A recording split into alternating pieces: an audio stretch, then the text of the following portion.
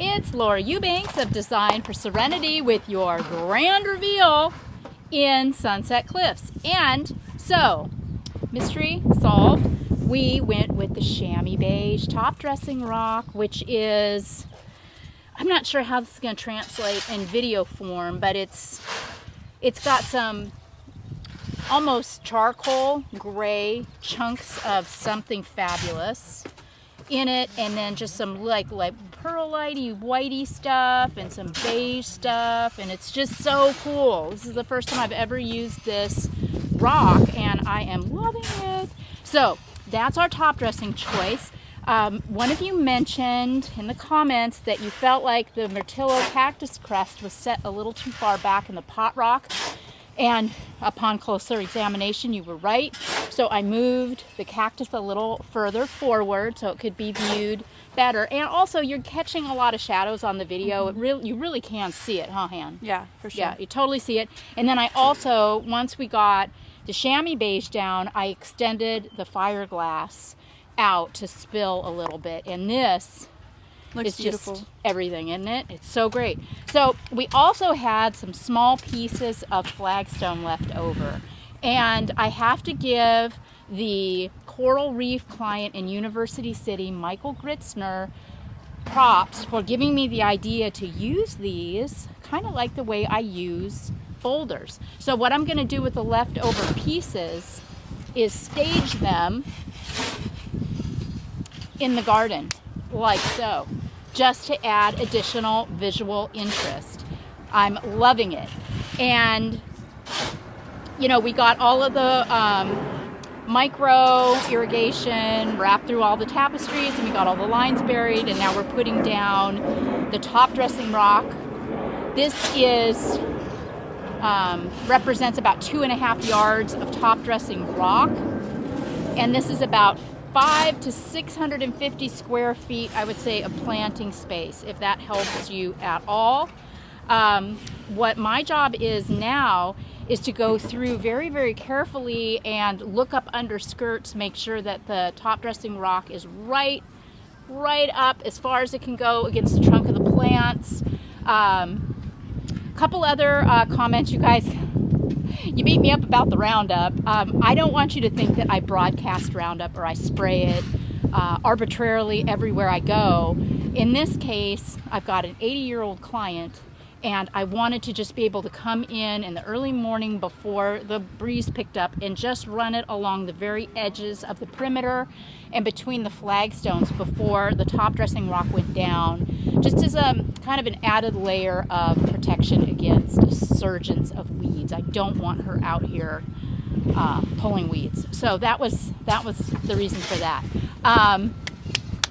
Okay, so now, after I go through and I identify, little areas where I'm seeing dirt, which is the devil's work, I am going to come back in with my black 3/4 inch and start doing my layering. In this, one of you also mentioned, I just love your comments, BTW. I mean, it's just like adding another dimension for me to kind of step back. We buzz through these installations so fast. It gives me an opportunity to see with additional eyes, and I mean, keep them coming. I really appreciate it. One of you felt like the black wasn't particularly natural, and you weren't a big fan of the black layering for the rock. But here's my thinking with that, this is kind of indicative of a coral reef. It's a vibe. I mean, it's not a hardcore coral reef, but it's definitely got that vibe. We're very close to the ocean, and I know in Hawaii, the black rock is obviously native and indigenous, and it is a real product. It's not something that's fabricated or man-made, and that is my motivation for bringing in the black in this context, is to kind of nod to that coral reef, if that kind of helps you understand the process. Talked to the client today about possibly painting the steps. She's totally down, and what she's thinking is she wants to include more mosaic tile and perhaps even do these concrete steps that lead up to the steps to the house, and do these in some mosaics as well. And oh, wouldn't that be amazing? So if she does that, I will definitely be back to show you how it looks, because I won't be able to wait to see it either.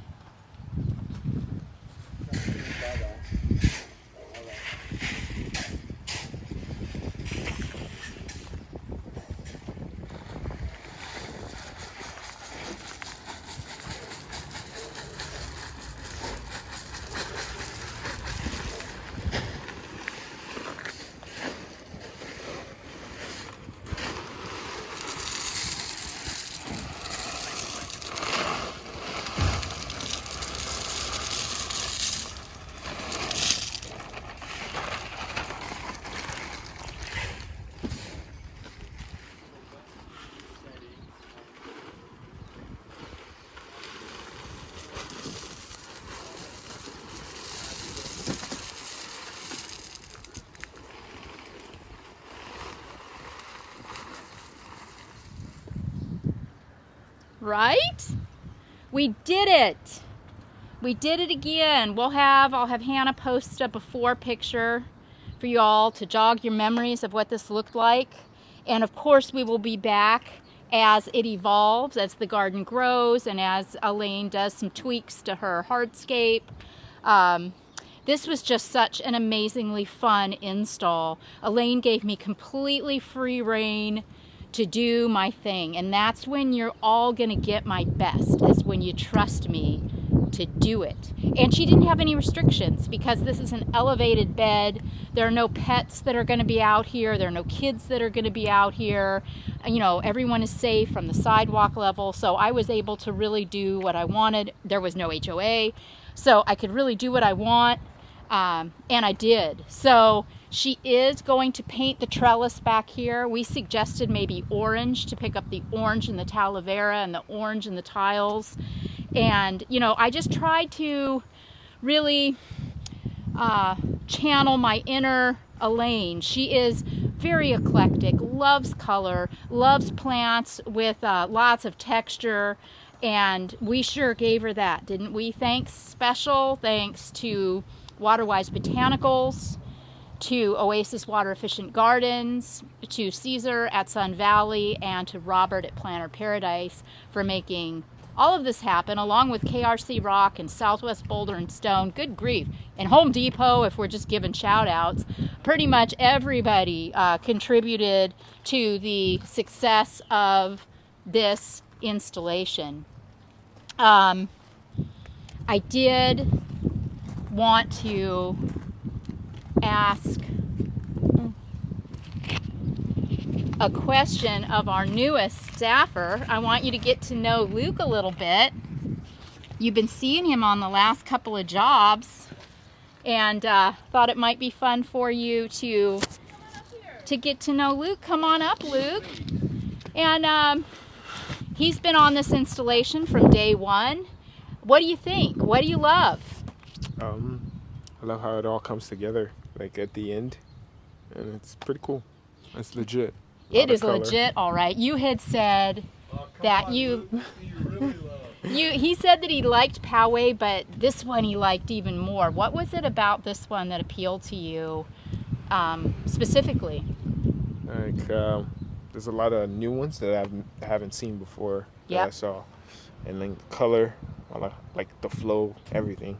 Yeah, more intimate, more compact. It's a different vibe, isn't it? Yes, so do you think you're going to stick around with Team DFS? Yes, absolutely.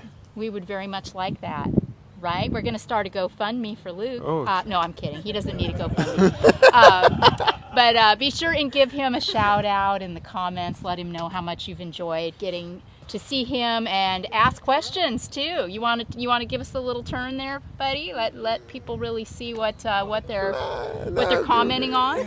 No, not feeling that. They see it. They see it.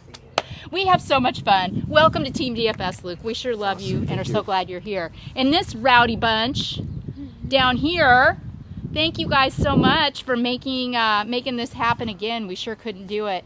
We have Nate. We have Daddy. We have Cullen. Cully. And Kevy. And Mel was not here today, which is why we had Nate and Hannah. Right? Okay. So we are going to be doing some maintenance and other fun, frolicky things next week. And then we are going to be back in La Jolla Shores for phase 2 in the backyard. You are definitely not going to want to miss that. So everybody get out in your gardens, get busy, tear in.